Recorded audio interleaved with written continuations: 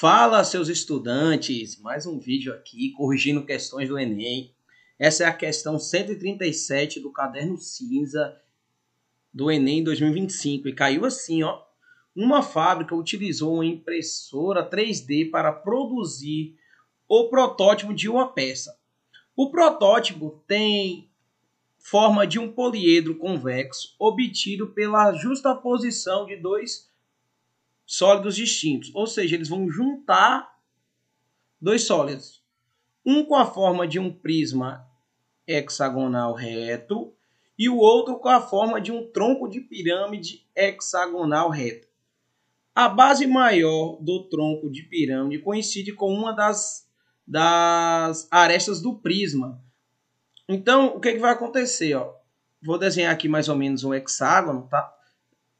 Claramente aqui não vai estar perfeitinho, porque não tenho essa coordenação motora, mas vocês vão entender que é um hexágono. Então, vamos desenhar um hexágono aqui.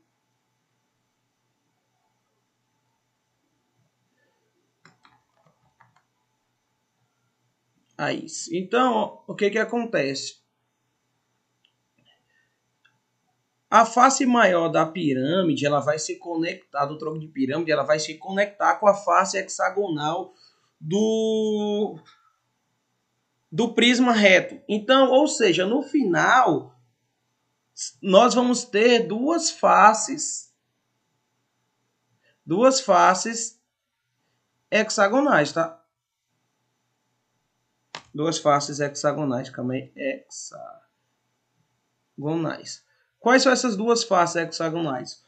Uma face do prisma reto e a outra face menor do tronco de pirâmide, tá? Aí o que ele diz?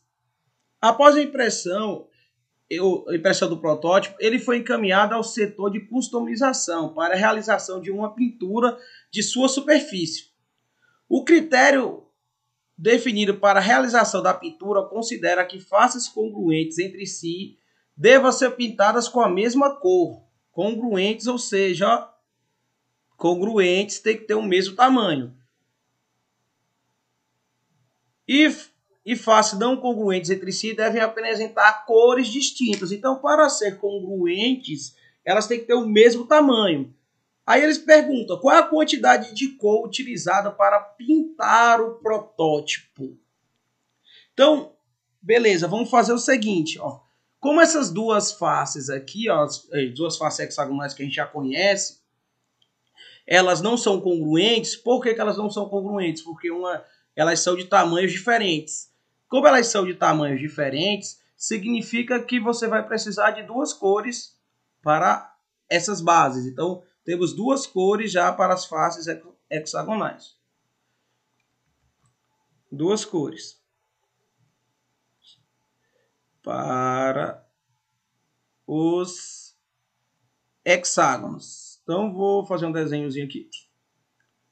Só para representar um hexágono. Aí, beleza. Então, nós temos duas cores para os hexágonos. Só que aí a gente vai pensar nos prismas de forma separados. Pensando nos prismas de forma separados, os prismas retangulares retos, o prisma hexagonal reto, ele vai ter 6 faces quadradas. Então, 6 faces quadradas não, 6 faces retangulares. E essas 6 faces retangulares, elas são congruentes. Então, a gente já vai ter mais uma cor aí para pintar as faces quadrangulares. Uma cor para as faces. Eu vou escrever dessa vez quadrangulares, tá? Quadrangulares. Então, até aí a gente tem 3 cores. Agora, percebam uma coisa, que quando você for para as faces do tronco de pirâmide, como ele tem um tronco de pirâmide, ele é o tronco de pirâmide regular, as faces laterais desse tronco de pirâmide serão trapézios. Então, a gente precisará de mais uma cor para os trapézios. Para as faces em forma de trapézio.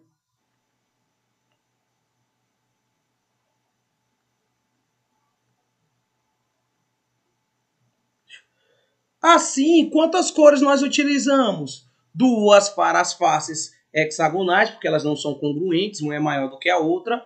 Uma para as faces quadrangulares e mais uma para as faces em forma de trapézio. Ou seja, quantas cores serão necessárias para pintar esse protótipo? Serão 4 cores. E aí, você acertou essa questão? Deixa aqui nos comentários que eu estou de olho, viu? Até o próximo. Bons estudos!